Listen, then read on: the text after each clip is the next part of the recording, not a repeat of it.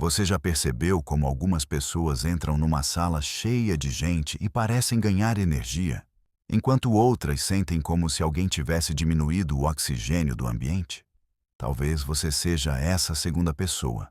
Talvez você já tenha cancelado um plano no último minuto e, em vez de culpa, sentiu um alívio quase físico.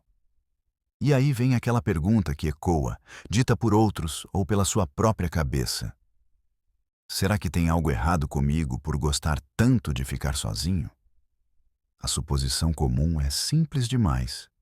A ideia de que quem ama a solidão é antissocial, triste, traumatizado ou difícil.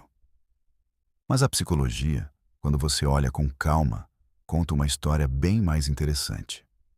Uma história que não fala de rejeição ao mundo, mas de uma relação muito específica com estímulos, emoções, tempo e identidade. E é aí que fica curioso, porque quando você começa a entender isso, algo muda. Você para de se defender e começa a se reconhecer. Imagine seu cérebro como uma cidade. Algumas cidades são feitas para festas grandes, luzes piscando, trânsito intenso, música alta. Outras são mais silenciosas, com ruas internas, cafés escondidos, bibliotecas, janelas abertas para dentro. Nenhuma é melhor, mas são planejadas de forma diferente. Pessoas que amam ficar sozinhas geralmente têm um cérebro que processa estímulos de maneira mais profunda. Isso não é poesia, é neurociência. Estudos sobre introversão e sensibilidade mostram que certos cérebros reagem com mais intensidade a estímulos externos. Sons, conversas simultâneas, expressões faciais, microconflitos sociais. Tudo isso chega com mais volume. Enquanto alguém sai de uma festa se sentindo energizado, você pode sair mentalmente exausto, como se tivesse corrido uma maratona emocional sem perceber. A solidão, nesse contexto, não é fuga, é regulação. É como baixar o volume do mundo para que o sistema volte ao equilíbrio. E aqui entra um detalhe pouco comentado. Quem ama ficar sozinho costuma ter uma vida interna extremamente rica.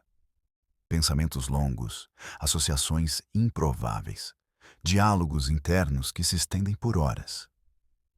Não é raro essas pessoas se perderem em ideias enquanto lavam a louça ou caminham na rua.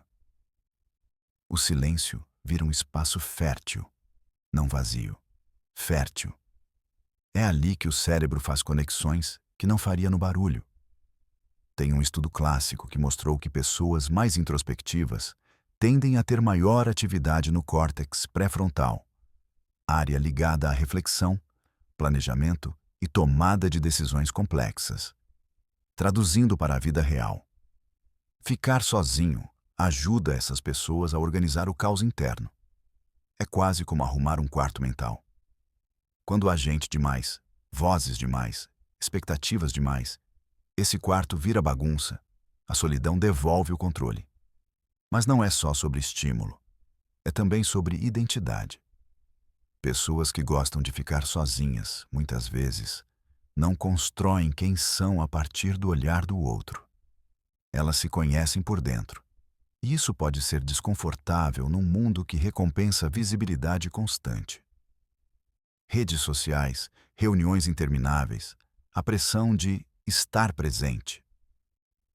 Para quem ama a própria companhia, tudo isso pode soar artificial, como atuar num papel por tempo demais. Já reparou como algumas pessoas falam sozinhas sem perceber? Como ensaiam conversas que nunca aconteceram? Isso não é loucura. É processamento emocional. Pessoas solitárias fazem isso com mais frequência porque usam o silêncio como laboratório emocional. Elas revisitam memórias, testam respostas, reorganizam sentimentos. Enquanto o mundo vê alguém sozinho em casa num sábado à noite, o cérebro está trabalhando intensamente. Há também uma relação curiosa com dopamina. Pessoas mais extrovertidas tendem a buscar dopamina em estímulos externos. Interação social, novidade, movimento. Já quem ama ficar sozinho costuma ter um sistema dopaminérgico menos dependente disso. O prazer vem de leituras profundas, projetos pessoais, aprendizado silencioso, até de simplesmente pensar. É por isso que a solidão pode ser genuinamente prazerosa e não apenas tolerável. Claro que isso cria conflitos, porque o mundo interpreta mal. Você está distante. Você nunca aparece. Você precisa sair mais. E aos poucos, se você não entende sua própria psicologia, começa a duvidar de si. Começa a se forçar. Vai a eventos sem vontade. Fica em conversas superficiais por educação. E volta para casa se sentindo estranho, drenado, como se tivesse traído algo essencial. Mas aqui está o ponto delicado. Amar ficar sozinho não significa odiar pessoas. Muitas dessas pessoas amam profundamente. Só não amam em massa. Elas preferem conexões raras e intensas a muitas relações leves. Uma conversa longa com alguém que entende você pode valer mais do que 10 encontros sociais. Isso não é frieza. É seletividade emocional. Culturalmente, isso nem sempre foi mal visto. Muitos filósofos, artistas e cientistas cultivavam longos períodos de isolamento. Não por desprezo ao mundo, mas para entendê-lo melhor. Pense em escritores que precisavam de silêncio absoluto para criar universos inteiros, ou em cientistas que passavam horas em reflexão profunda antes de uma descoberta.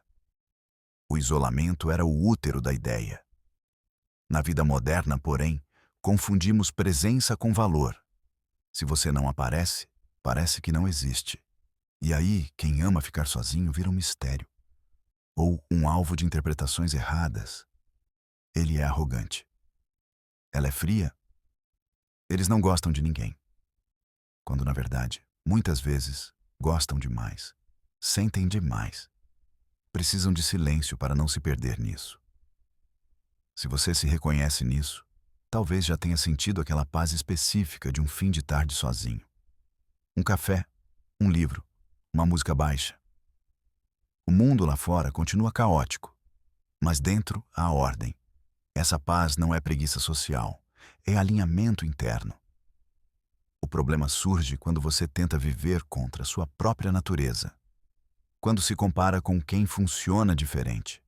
Quando acha que precisa se consertar. A psicologia não aponta isso como falha. Aponta como variação humana. E variação é o que mantém o mundo interessante. Amar ficar sozinho também desenvolve uma habilidade rara. A capacidade de escutar a si mesmo. Em silêncio, você percebe nuances emocionais que passariam despercebidas, pequenos incômodos, pequenas alegrias, intuições sutis. E quanto mais você escuta, mais claro fica quem você é e o que não é. Isso, no longo prazo, protege contra escolhas vazias. E talvez o ponto mais bonito seja este. Quem ama a própria companhia não está em guerra com o silêncio. E o silêncio, quando você não foge dele, começa a falar. Ele mostra medos, sim, mas também mostra forças. Mostra desejos que não nasceram da comparação. Mostra caminhos que só aparecem quando ninguém está olhando. Então, da próxima vez que alguém perguntar por que você gosta tanto de ficar sozinho, talvez a resposta não precise ser defensiva. Talvez seja apenas um sorriso interno. Porque você sabe que ali, nesse espaço aparentemente vazio, existe um mundo inteiro funcionando. E se isso fez sentido para você, se alguma frase ficou ecoando aí dentro, talvez valha a pena continuar essa conversa.